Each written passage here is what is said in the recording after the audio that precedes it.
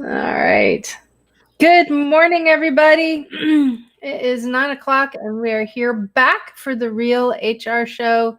It is so awesome to be here. It's after the 4th of July weekend. Everybody's getting back into the swing of things again, and life is good. So we are excited to have you guys here. We want to welcome you all to the show. And we've got another awesome episode to share with you guys. So my name is Brenda and I am sometimes referred to, actually most of the time referred to by my clients as the HR force of nature. And joining me is Suzanne Lucas, who is also known as the evil HR lady.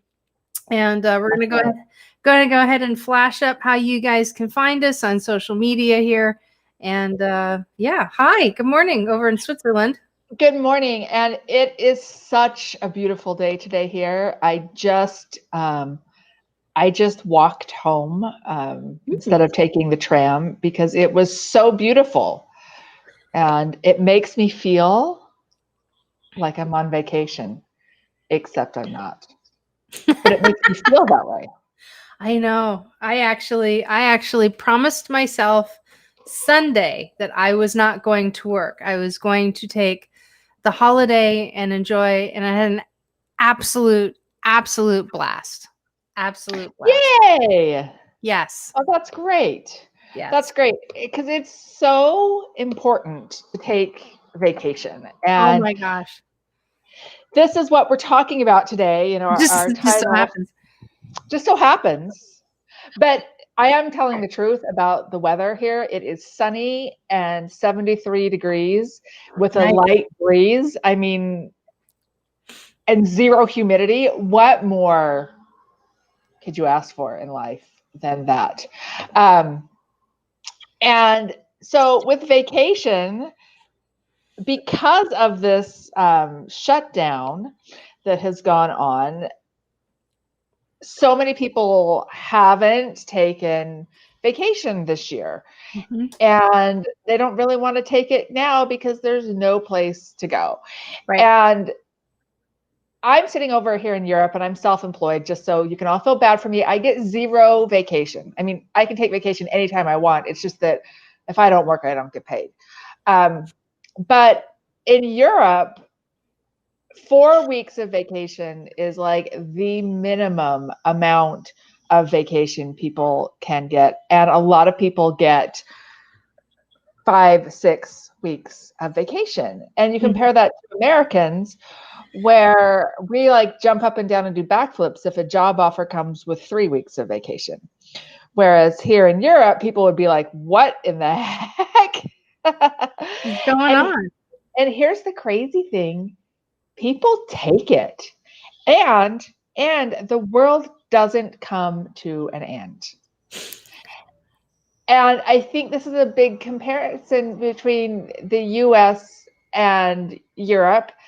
You may have 3 weeks of vacation. Most likely you don't. Most likely you have less, but you may have that. But nobody in your office takes 3 weeks off in a row. Right. But here, that's super common. I've had a few. Brenda. I've had a few coworkers do that. The thing is it's not a bad thing. I don't think so at all. I mean, we all have to live. That's the big piece. We all have to live.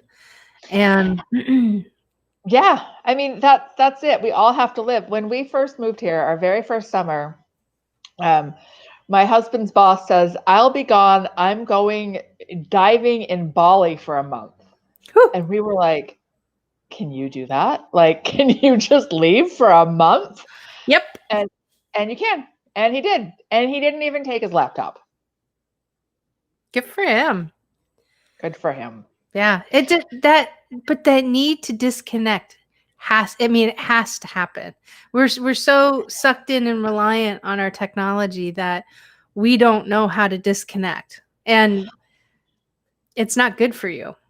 It's so not good for you. And, and I think about, we're so reliant on our technology, and American culture is that if you're taking time off, you're not dedicated to the job.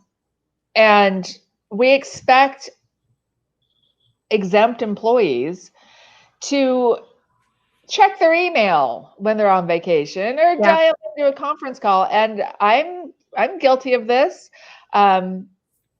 I once stood in line at Disney World, on a conference call, because what else are you going to do when you're standing in line at Disney World? But you stand in line at Disney World and sweat is what you're going to do. Right. That's what you're doing. But I look back on that and I'm like, gosh, the world wouldn't have come to an end if I'd missed that meeting. Mm-mm. No, not at all. And the business still would have functioned if I'd missed that meeting. And, part of that is us.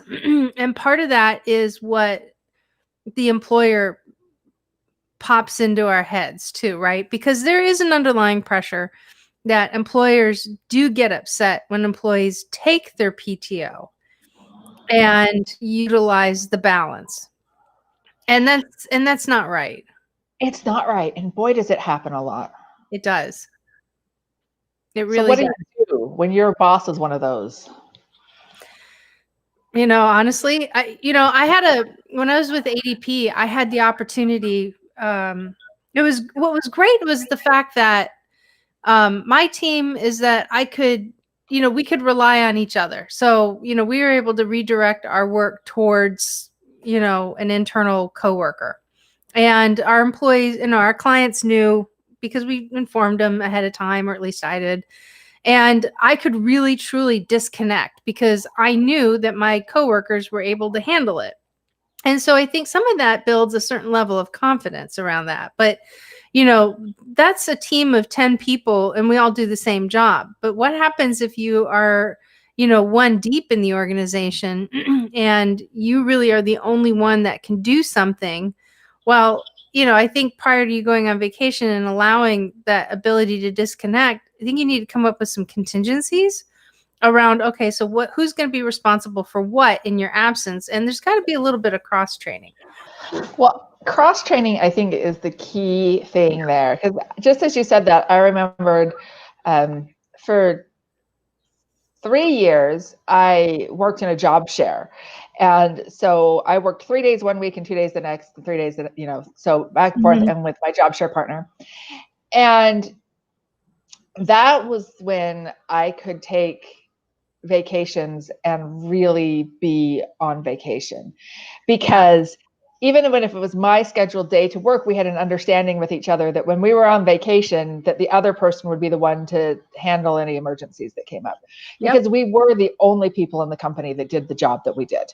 Right. So there were legitimate reasons why, you might need to contact someone. So it was fantastic. Like, I could go and really go, and she could go and really go. The only problem we had is I was on vacation and her water broke and she had a baby 6 weeks early. Oh, geez. Well, yeah, those little things tend to happen, So I'm like, dang it, Patty. Yeah. But no, it was fine. Hold that in for a little longer. It was fine, and her baby was fine, and everything was fine. But it was just like, oh, that our scheduling went poorly. Yeah. Oops. But hey, those things happen. That's the exception and not the rule. That's right. Yeah. It is the exception, not the rule. How can you cross-train people when you are the only HR person? Because there's some things you just can't give to other people, but no, you can't. That's a really good question. I mean, when I was the only HR person, basically I did the same thing that I did when I was with ADP, and that was I just let everybody know when I was going to be on time away. I said, look, I'm going to be monitoring my email. I did wind up having to check it, remotely. I would look at it 2 times a day. I mean, I set limits, I would look at it first thing in the morning and, identify if there's anything that's on fire, acknowledge anybody that had a question, just say, listen, I'm out. I'll get back to this, it'll be top of priority when I come back, or, and I think that's the big thing. You just have to set priorities, Well, and I think having good boundaries when you're at work also helps you have good boundaries when you're not at work. I would agree. Because if you're the person that if someone sends you an email at 9:30 at night and you make sure it's answered by 9:15, it trains people that Yes. you are always available.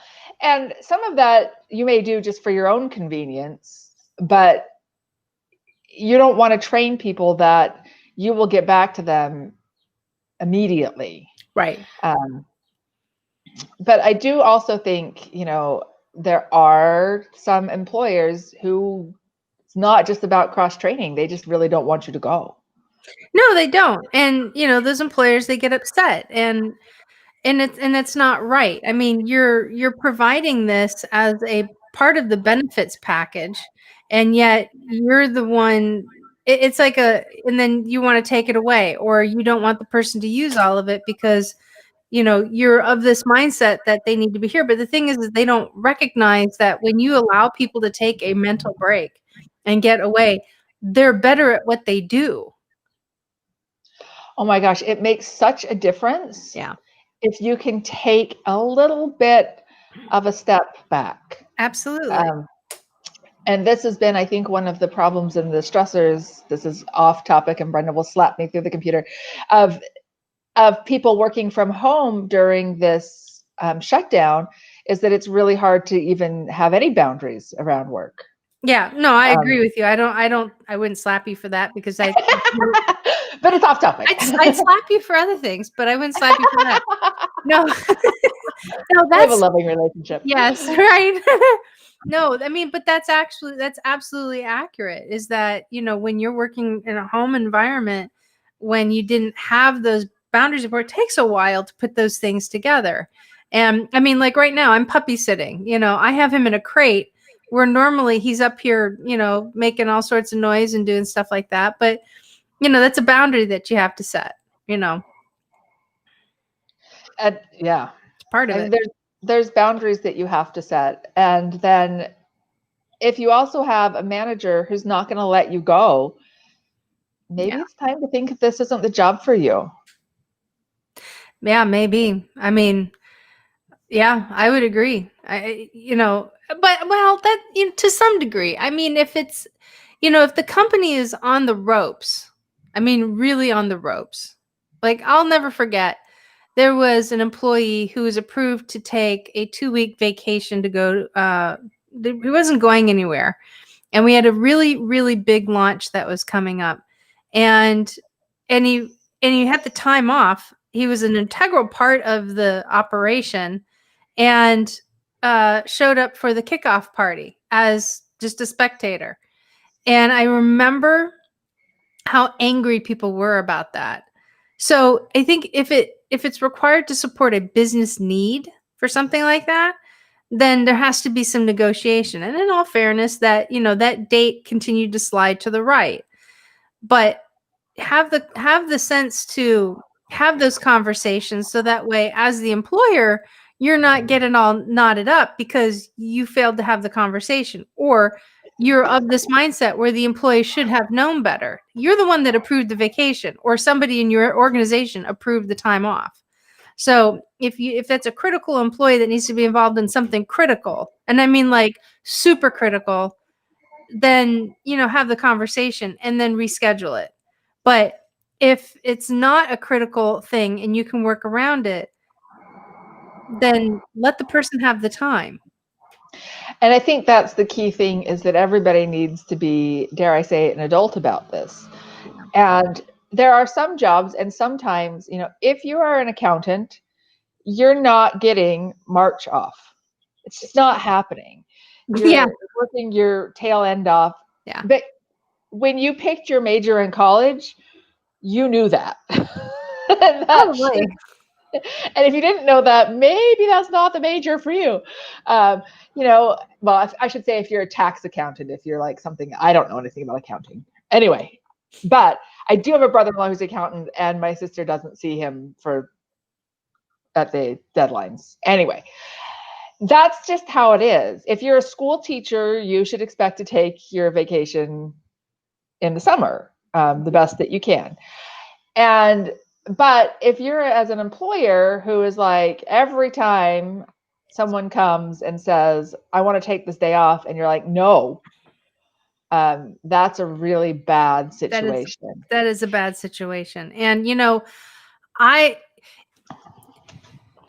know, in all fairness, for some employers is that their reaction to that is somewhat based off of the fact that they have seen employees take advantage of the organization and take advantage of, burning up the PTO faster than they've earned it or right when they've earned it. Oh, yes. So just recognize that there's a significant difference between somebody who's a flagrant caller outer and somebody who simply just wants to go and disconnect for a while. Those are two totally different things. That is really important, because there are people, and everybody has dealt with them, who, Oh, yeah. if you have a vacation accrual, they're always checking their balance, and as soon as they have a full day, they're gone. Exactly. But then, when their cousin's wedding comes up, they don't have any time, and they come crying with the sob story of, I have to go to the wedding. I'm the best man. Excuse me.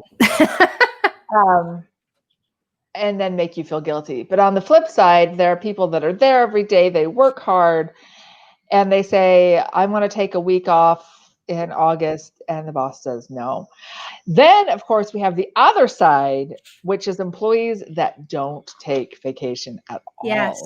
Oh my gosh. And as managers and as HR people, I see this as a big problem on so many levels. Yep. So many levels. First, what we're talking about, the burnout factor, everybody needs to take a break and step away. Agreed. Then you've got the vacation liability on your books. And depending on what your policies are they continuing to accrue? Do they get it paid out when they quit? And you see this a lot in government jobs where people will retire with a year and a half of vacation time saved up, and they get it all paid out at the end. That's not the best use of taxpayer dollars. Nope. But in the private sector, you don't have to make that decision. You can say, look, you cap out at however much, or there's no rollover. And even in companies where there's no rollover or there's a cap, you still have people that feel insecure about leaving their jobs. And for any reason. And that can be a big problem in morale, in burnout, and in fraud. And I started my career as a HR temp at a credit union, and one of the rules they had there is that everybody had to take 7 days in a row, couldn't call in. This was the days when laptop computers were only held by the rich and powerful, but when they were that thick. Yeah. And this was a credit union. It was not a rich and powerful place. But it was the nicest people ever, but not rich and powerful. You weren't allowed to call in at all. And I was like, you can't even call in. And they're like, no, because it's part of the banking regulations and they need to have you away completely for an entire week. So that's actually a red flag that a lot of managers and a lot of HR people don't know about, is that if someone's never willing to take time off, why? Why is that? And fraud can be a reason.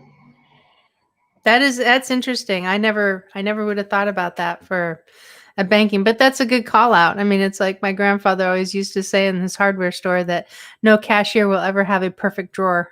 If they do, they're stealing from you. I said, well, good thing I'm dyslexic because it ain't ever going to happen.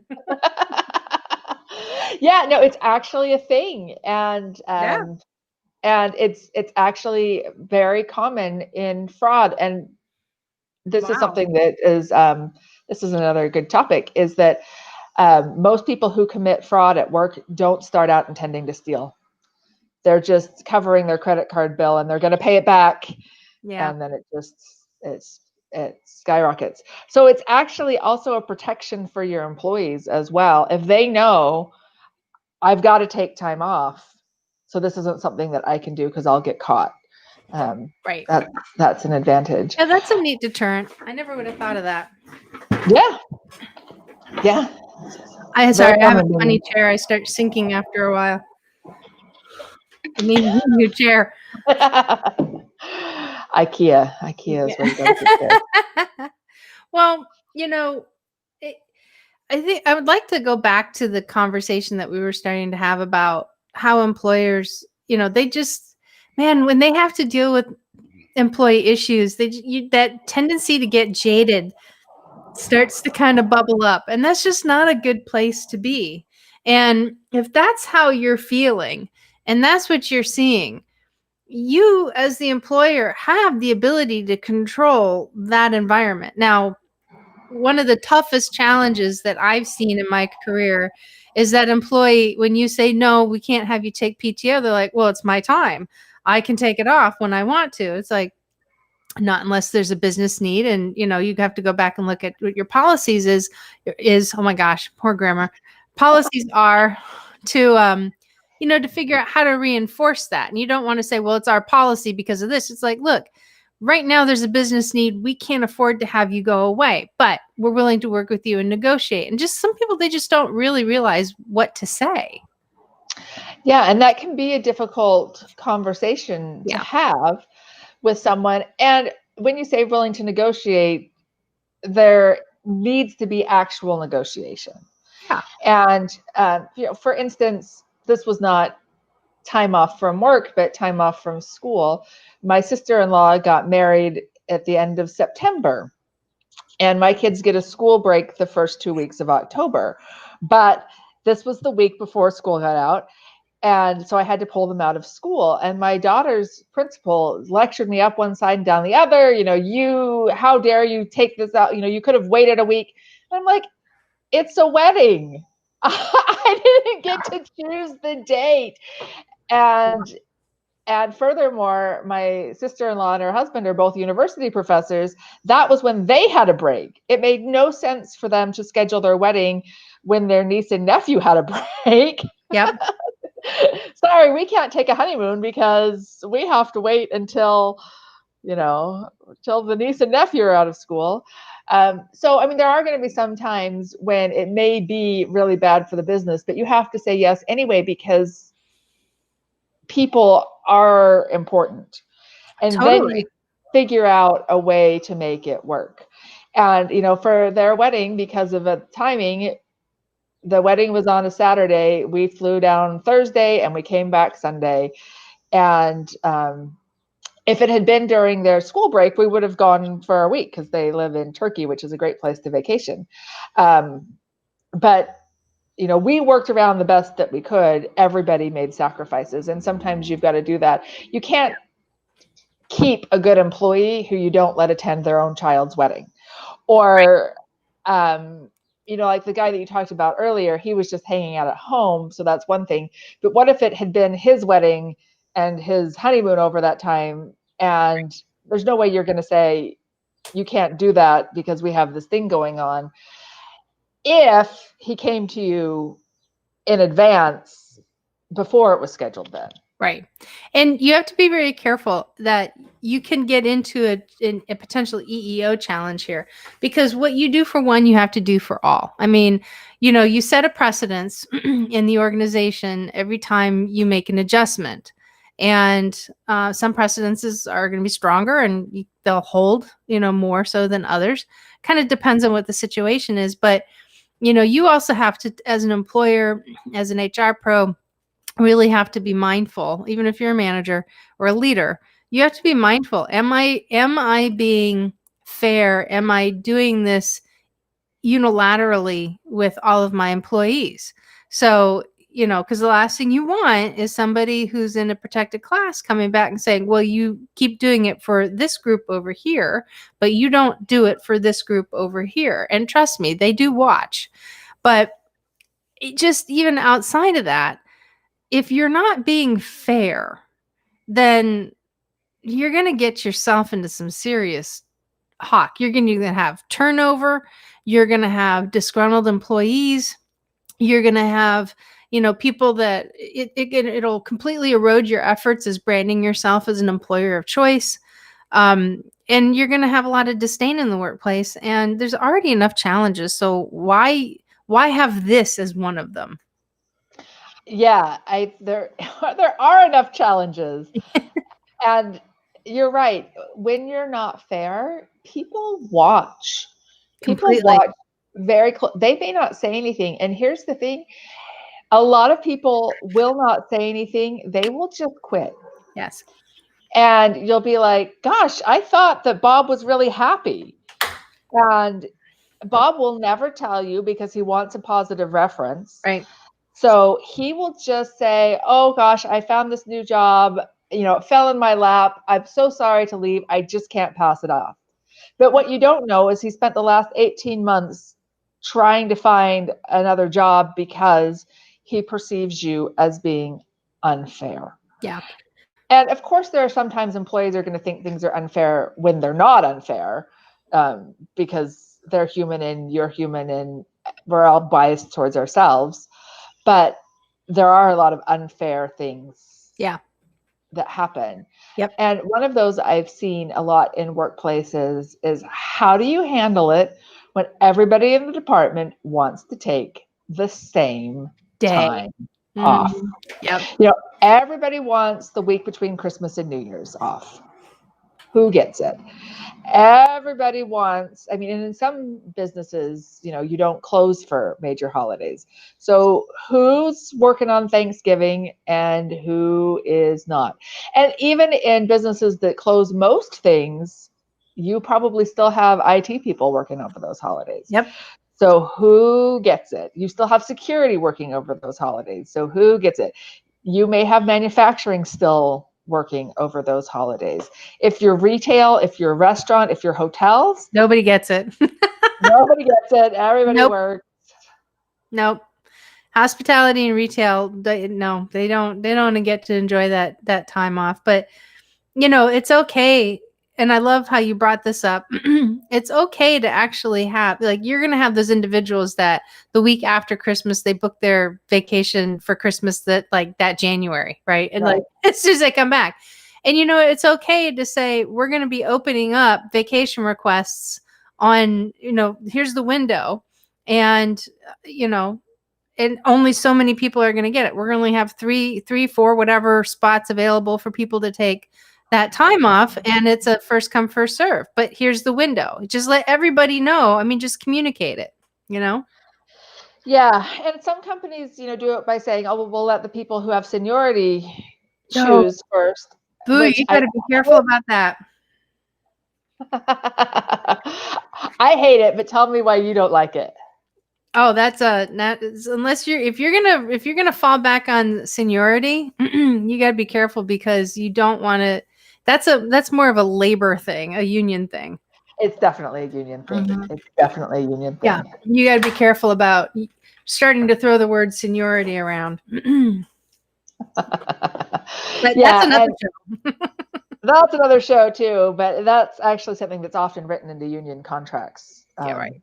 All of that stuff, and that's not our area, not my area of expertise. I used to read. I didn't mean to derail you. I'm so sorry. No, but that's, people think that's the fair way to do it. They do. And not. And the problem with that, besides the union and the legal aspects and all that stickiness that you can get into, is it treats your newer employees like crap. They never get the time off. They work every holiday. Right. And another thing is saying, oh, well, Heidi is Jewish, so she can work that week she can work Christmas. Maybe she wants to, maybe she doesn't. But she gets to choose same as everybody else. And you may say, well, it's not your holiday, you're Jewish. You say, well, yeah, but my kids and my family are available on that day. Right. That's when the kids are out of school. So of course that's when we're going to go see grandma. That's just you need to be making sure that you're fair about that and not just dumping on it. Or I also see this too. Oh, you don't have any kids, so you can work. Yeah, I have no children, therefore I have no life. That's my favorite one. Yeah. Yeah. Yeah. Well, there's a lot of different ways that you can take your PTO. There's a lot of benefits that come along with taking PTO, and don't make the mistake and assume that just because somebody's taking PTO, their world is something. So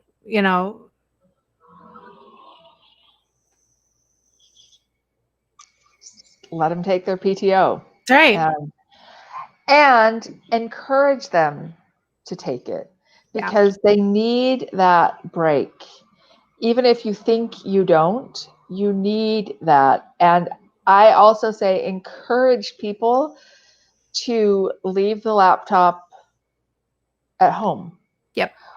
Or log off completely. And like Brenda was saying earlier, there are some jobs where you're the only person and you do need to check in every once in a while. But most problems aren't true emergencies and No. can wait till you get back. Yeah. And most clients, this is a secret, most clients are actually rational people.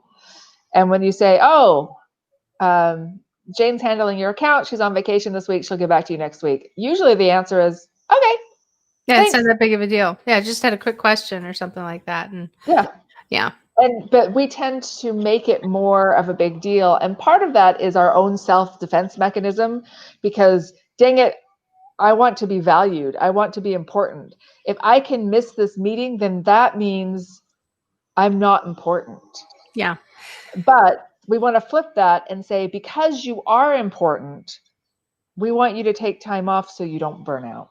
Yeah. And we'll catch you up with the results of the meeting because not every meeting resolves things. What? What? Imagine that. What a weird concept.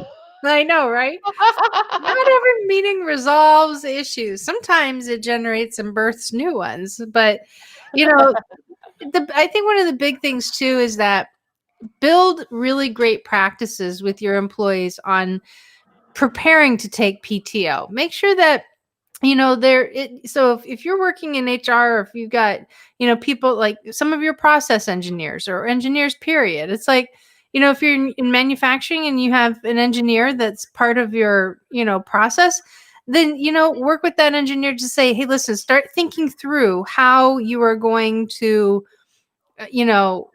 communicate to all of your partners and your shareholders that you are engaged in, so that they know you're going to be gone for this period of time. I always some of my coworkers, I always just used to I'd send them a calendar invite, just say Brenda's going to be on PTO during this week, and it was all day, which meant that it sat on top of their Outlook, right?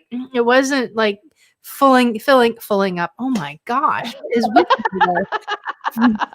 This is what happens when I rest too much. I sound like a 4-year-old. I can't speak anymore.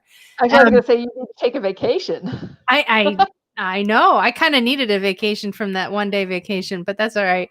But it doesn't fill up their entire calendar. It just gives them that notice up at the top, right?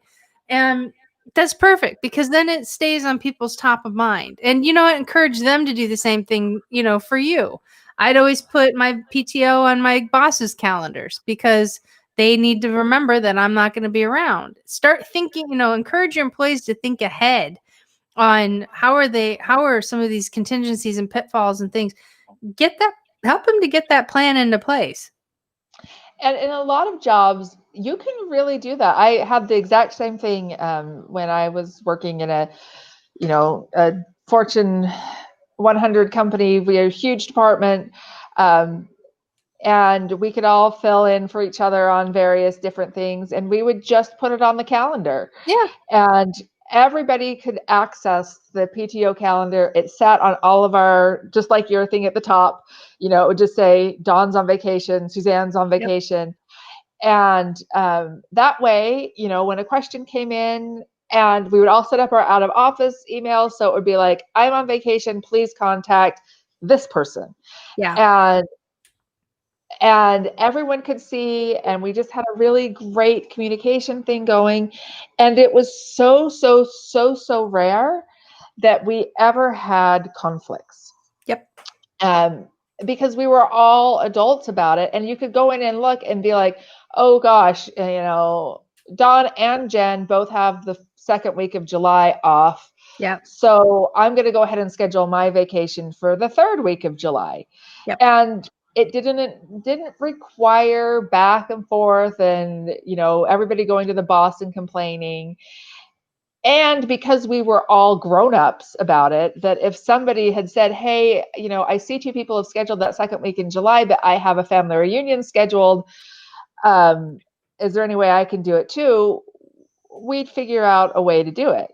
Yep. But this was the department that we were responsible for the year-end salary increases for the whole company. And that was, 60,000 people. That's a lot of counting. Worldwide. Yeah. And so that's on the calendar. We knew when it was. Nobody took time off except for extreme emergencies. Yeah. During that time period. But we knew that. Yep. And so it wasn't a big deal. It wasn't a big deal at all. It's just like, okay, salary planning starts the first week of October, and we, our heads come out of the water the week before Christmas when everybody gets their notification of their raises. Yep. And that's it. And here's something too. And this one, I get this a lot. Well, excuse me. As I choke, man, I am having a Monday. Anyway, so what happens if what do I do if I have one of my salaried employees who's on a vacation and all of a sudden they start working? Well, I've had that happen to me personally. Like right before I went back home to Hawaii, and one of my subordinates had resigned, and it required me to work 8 hours a day while I was in Hawaii. So I'd wake up at 2 a.m. I'd sit there in bed with my laptop. I'd crush a bunch of work for 8 hours, and then I would go out and do my thing. I'd come home and I'd sleep for 4, and I'd wake up at 2 a.m. and start doing it all over again. Right? I'm getting tired listening to you. Yeah, it was not a vacation at all. And you know what? I didn't claim a single hour of PTO out of that, and rightfully so. I put in a full day. But when you've got some employees, they're like, well, I checked my email and spent all of, 10, 15, 20 minutes a day looking into stuff. Well, now we're in the de minimis range here. It's so minuscule. It's like, no, I'm not going to pay you for an hour when you didn't do an hour's worth of work. You take your PTO. I didn't tell you to check your email. I didn't ask you to do something. I'm not going to compensate you for something that's not necessary. Right. And you have people that confuse like the touch the wall rule for pay versus touch the wall on vacation. Mm-hmm. And I think this is something that you should make clear when you hire someone. Like, we expect that you'll check your email once a day when you're on vacation. Right. Minimum. That's what we expect. Or we are totally okay with you going off the grid for 3 weeks. Yep.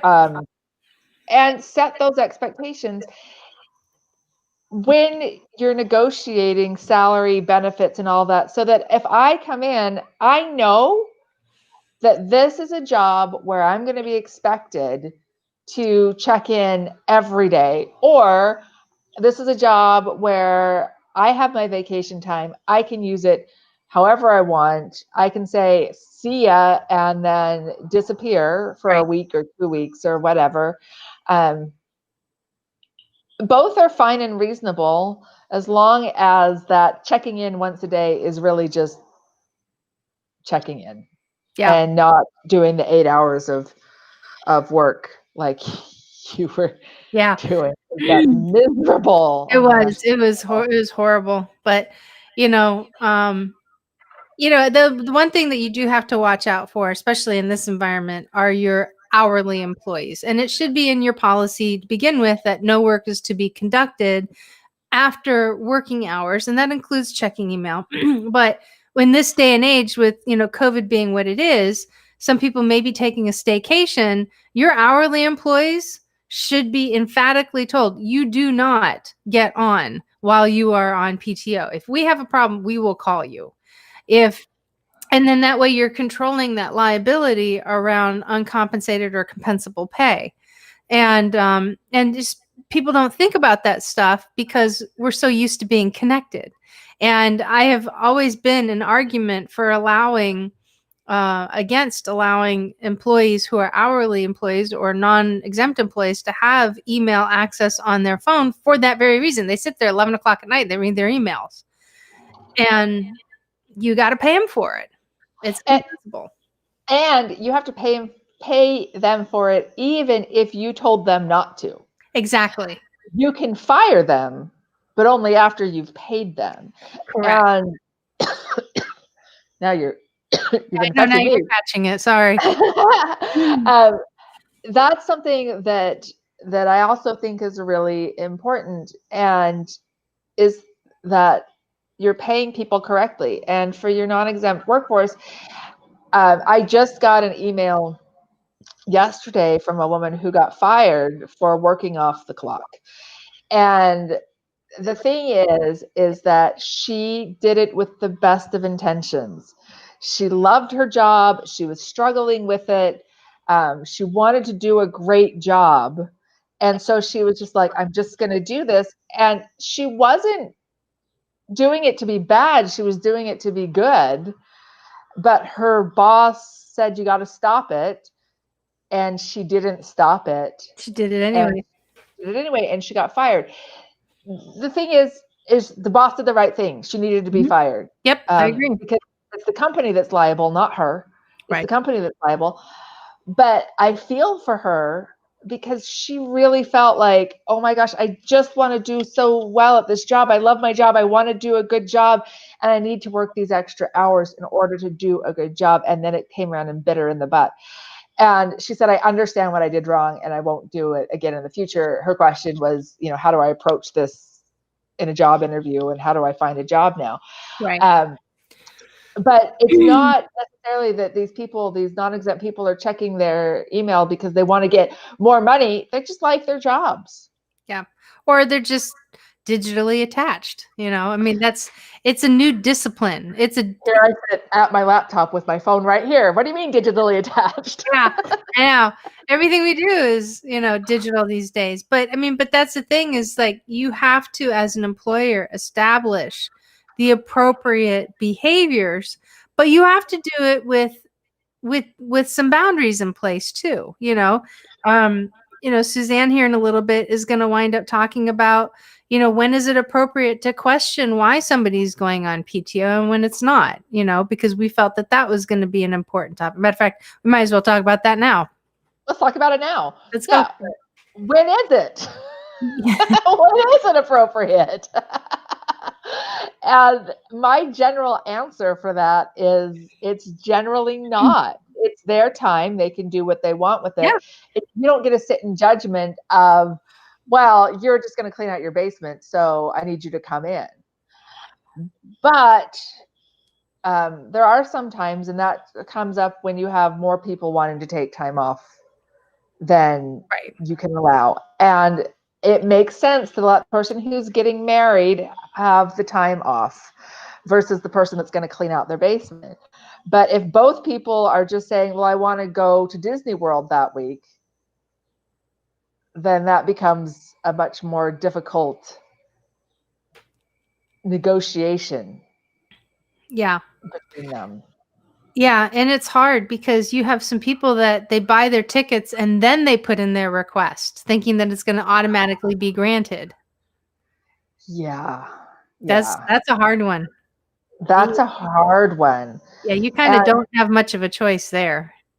Yeah, and that's something that you need to address early on and be consistent with employees that, like, 99% of the time you're going to get the vacation days that you want, but please ask before you buy the tickets.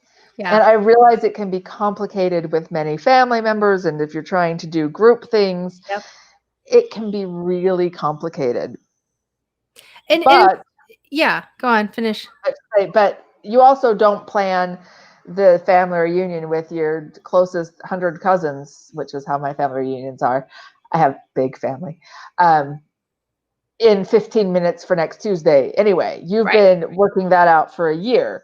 Right. So submit your requests as soon as the window opens to request time off so that you can get that. But you don't buy the tickets until you've done it. And one of those things that I tell job hunters is that, like, if you have something already scheduled that you've already bought tickets for or whatever, you bring that up when you're negotiating.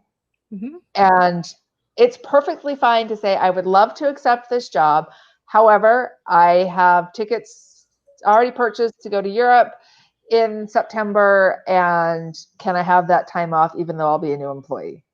And then they laugh in your face because, no, you can't come to Europe as an America because COVID.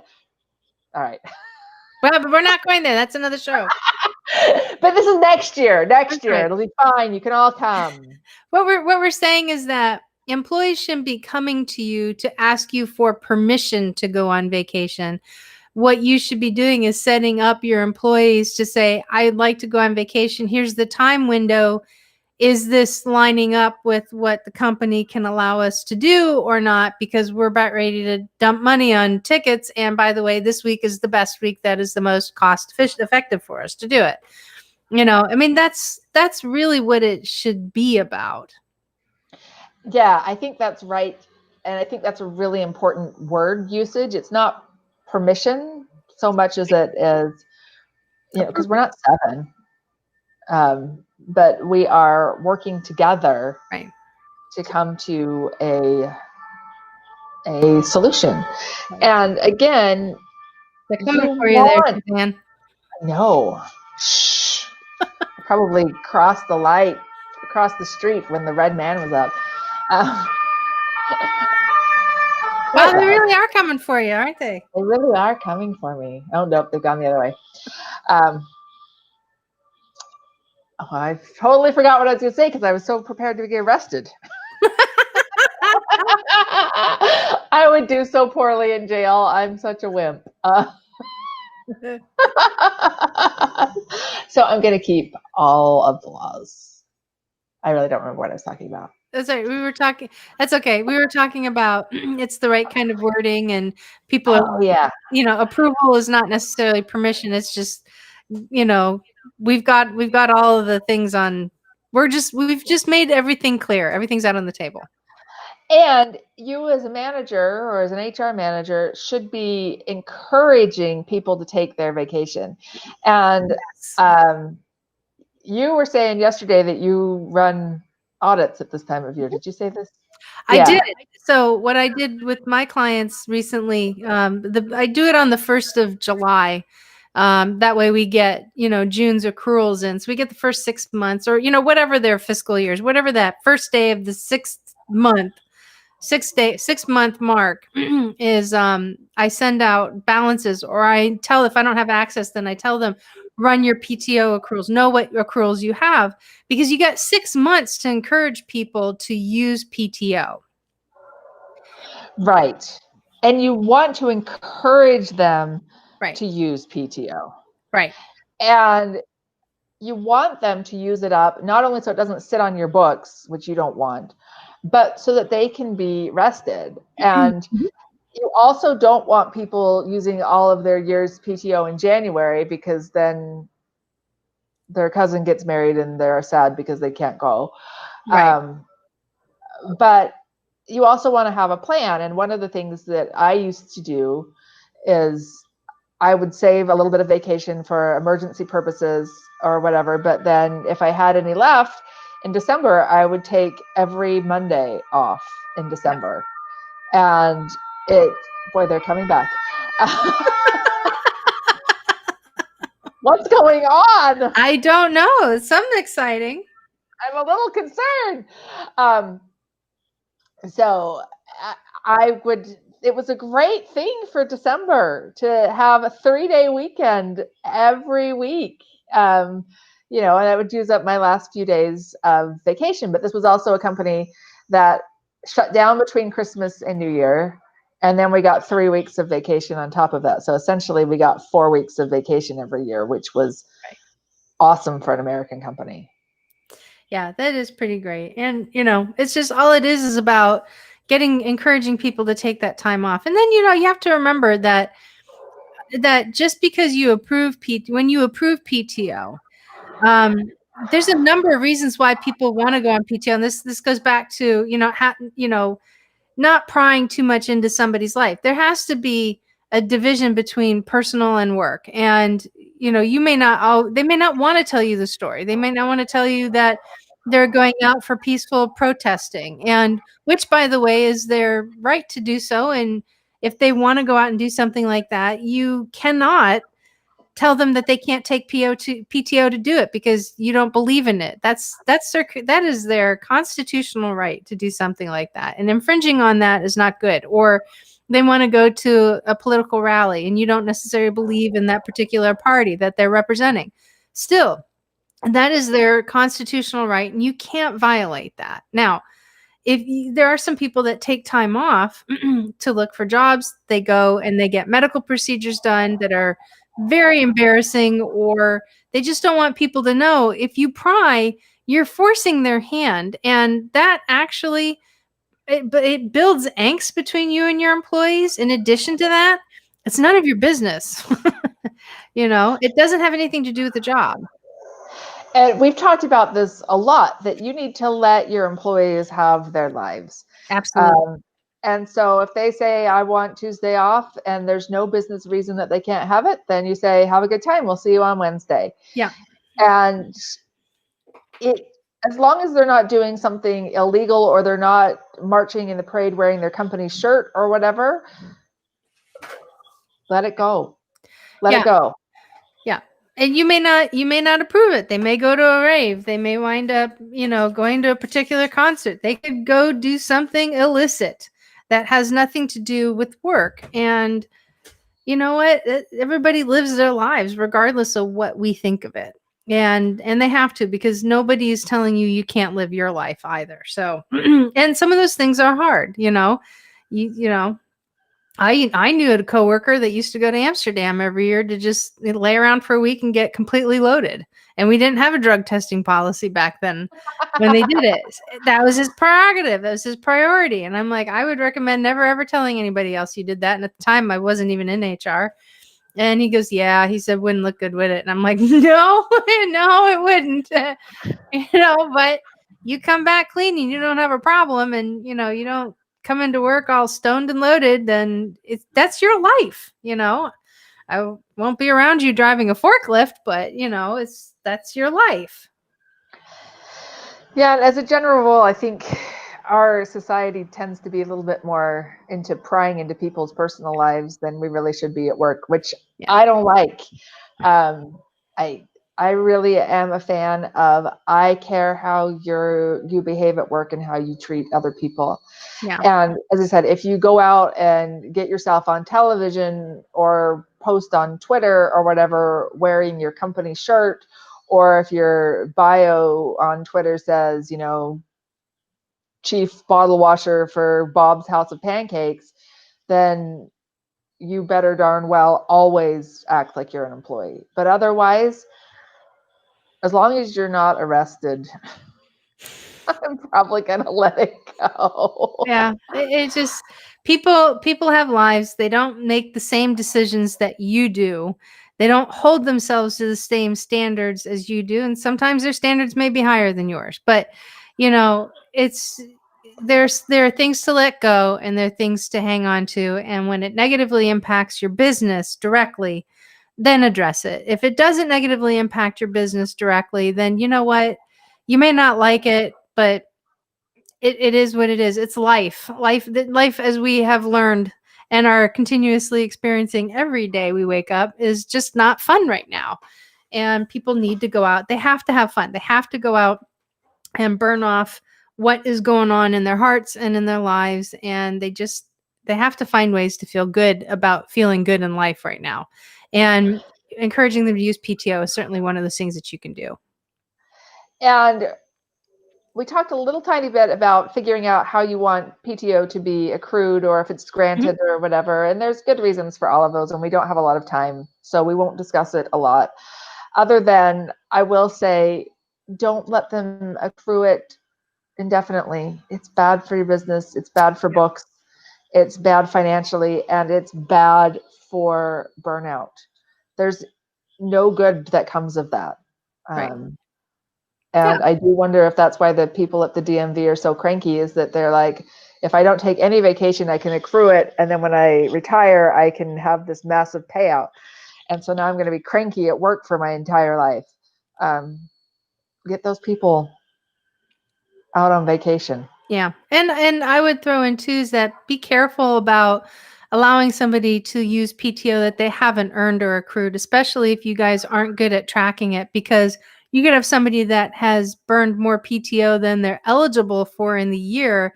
Now you've got a workplace disparity and you wind up paid somebody for money that they're not entitled to. And that's a problem.